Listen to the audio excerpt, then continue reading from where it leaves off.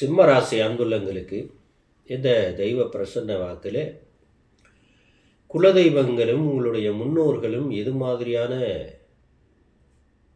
நல்ல வாக்கை தருகிறார்கள் அப்படின்னு இந்த பிரசன்ன வாக்கில் பார்க்கலாம்.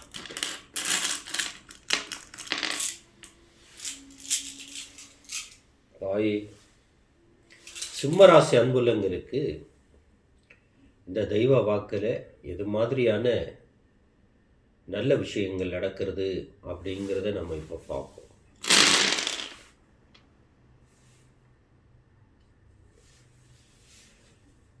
முன்னோர்கள் ஆசீர்வாதம், குலதெய்வத்தின் ஆசீர்வாதம், மகான்களுடைய ஆசீர்வாதம் உங்களுக்கு கிடைக்குது. சிம்மராசி அன்புள்ளங்களுக்கு நல்ல அதீத பலம் உண்டாக போகிறது.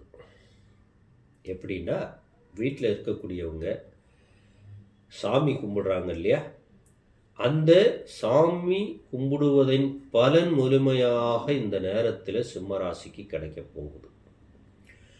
எதுக்கு முயற்சி எடுத்திருக்கீங்க?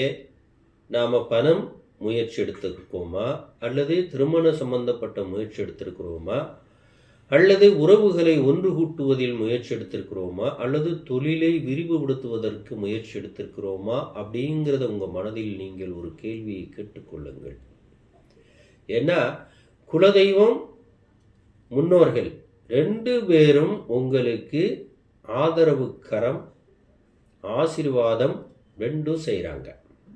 ஏன்னா, இந்த தெய்வ பிரசன்ன வாக்கில் சிம்ம ராசிக்கு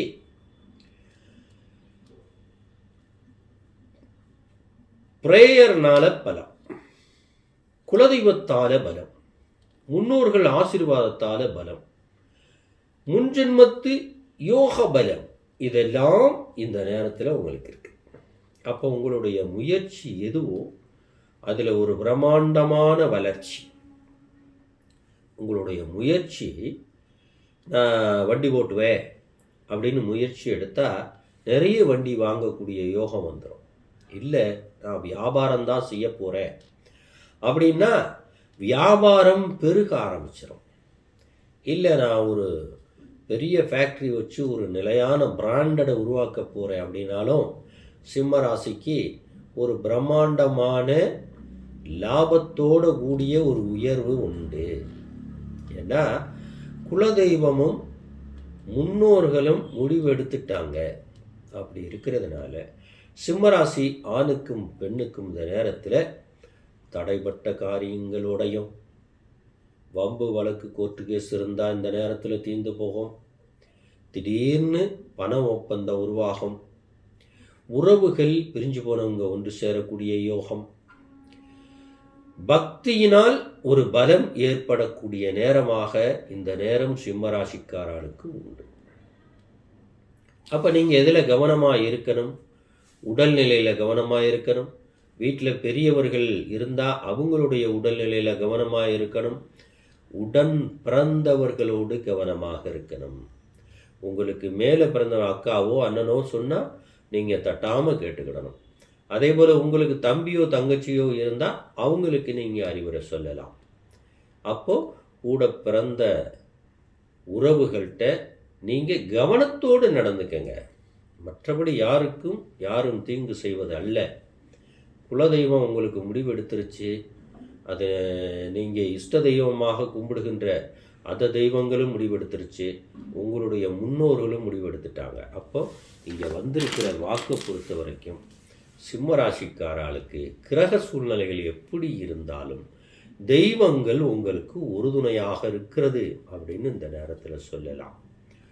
தனிப்பட்ட முறையில் சிம்மராசி ஆணும் பெண்ணும் தனிப்பட்ட முறையில் தெய்வ வாக்கோ பிரசன்ன வாக்கோ கேட்கும்போது உங்களுடைய சுயமான சுயங்கள், பரம ரகசியங்கள் எல்லாம் வெளிப்படும். இது பொதுவான பலன். சிம்மராசியை பொறுத்த வரைக்கும் குலதெய்வமும் முன்னோர்களும் சப்போர்ட் பண்ண போகிறாங்க. திடீர் சந்திப்புக்கெல்லாம் ஏற்பட்டு ஒரு நல்ல நிலைதான் உங்களுக்கு உருவாகிறது. மொத்தத்தில் சிம்மராசியை பொறுத்த வரைக்கும் நல்ல பலம் உண்டாயுது. அதாவது தொழில் பலம், வீட்டில் முன்னோர்கள் பலம், குலதெய்வத்தின் பலம், நண்பர்களுடைய பலம், உறவுகளுடைய பலம், யோகத்தினால் கிடைக்கக்கூடிய பலம், இதெல்லாம் இந்த நேரத்தில் உங்களுக்கு உண்டு.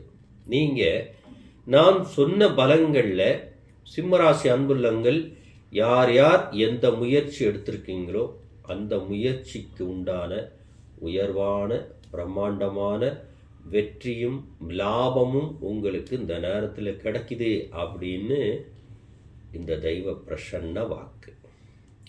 சிம்மராசி அன்பு சகோதர சகோதரிகளே, இதே போல ஒரு நல்ல தகவலோடு திரும்பவும் உங்களை சந்திப்பேன். அதுவரை காத்திருங்கள்.